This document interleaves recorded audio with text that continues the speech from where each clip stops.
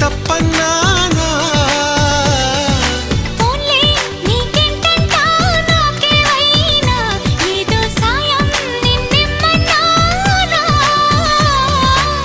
వలపంటే నిప్పు లాంటిది కలకాలం దాచలేనిది సలహా విని ఒప్పుకోవే ఇకనైనా